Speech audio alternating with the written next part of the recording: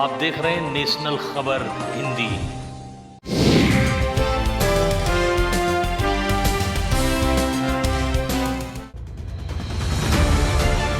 Corona महामारी के चलते देश में आर्थिक व्यवस्था इस तरह खराब हुई कि अब आपको सोचने का विषय है। सवाल इस बात का है कि रायबरेली जनपद की में कुछ बंद फैक्ट्रियां, कुछ क्या काफी हद तक फैक्ट्रियां बंद हो जाने से लाखों लोग बेरोजगार हो गए। जहाँ मालिक जजमेंट था वो पैसा देने में बहुत दिक्कत करता था, इसीलिए वो बंद कर दिया।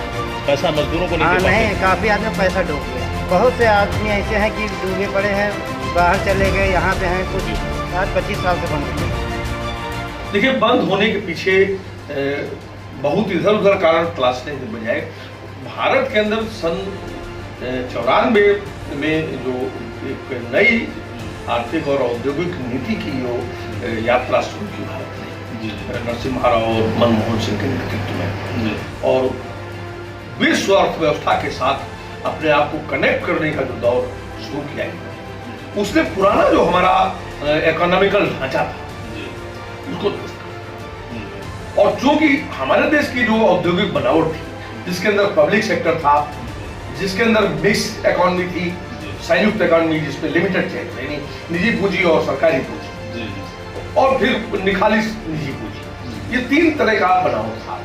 तो ये जो स्ट्रक्चर था हमारा, ये जो नई इकोनॉमिकल पॉलिसी आई, ये जो नई औद्योगिक नीति आई, उस औद्योगिक नीति ने हमारे देश भर के कारखानों को तबाह किया, उद्योगों को तबाह किया, और रायबरेली में भी इन्हीं नीतियों के रिफ्लेक्शन में ये सारे उद्योग तबाह।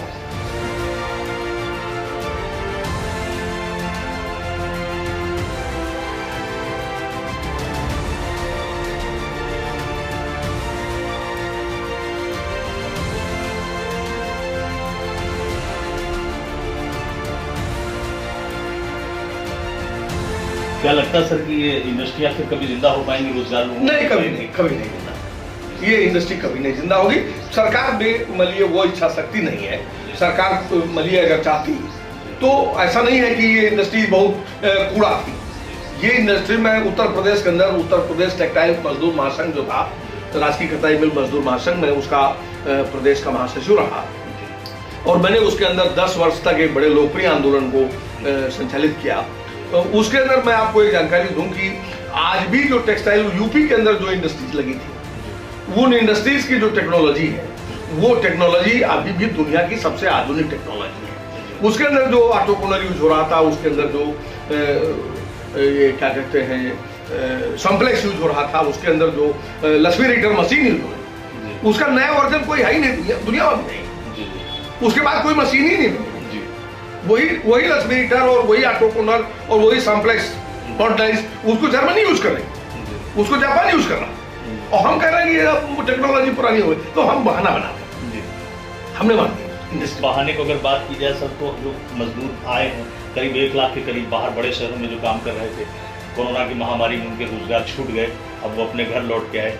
रायबरेली जनपद में आखिर इंडस्ट्री फैक्ट्री का आगे क्या हश्र होगा, क्या अंजाम होगा? देखिए, रायबरेली में कोई इंडस्ट्री सर्वाइव नहीं करने जा रही है। वो सरकार के पास कोई इच्छा शक्ति नहीं है, उसके पास कोई कार्य योजना नहीं है, कोई नए एस्टेब्लिशमेंट की ओर जाना उनकी मंशा नहीं है।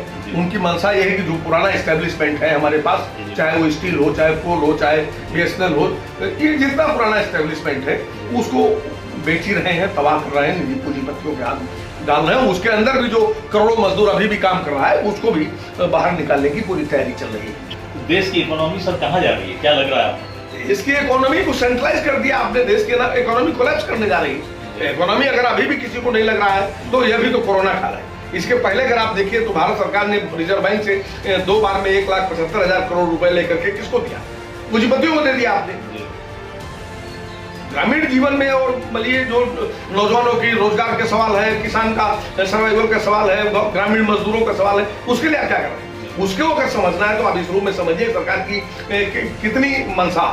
खाली दुनिया भर के देशों के प्रोडक्ट्स को भारतीय बाजार में जगह दे करके और भारतीय बाजार के भारतीय नागरिक को आप खाली एक उपभोक्ता बना के छोड़ दिया और उत्पादन से आपका कोई रिश्ता नहीं रह गया। आप देश की बात करोगे, राष्ट्र की बात करोगे, ये सब बिना मतलब की बात है। आपने इस देश को जानबूझ के तबाह कर दिया। बर्बाद कर दिया और पूरा औद्योगिक क्षेत्र इस देश के अंदर उद्योगों का आपने एक कब्रिस्तान बना दिया।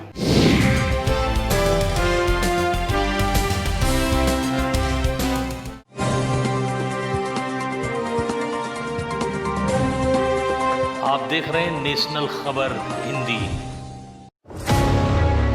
न धूप की चिंता न गर्मी का एहसास, सिर्फ खबरों का लक्ष्य बेहिसाब।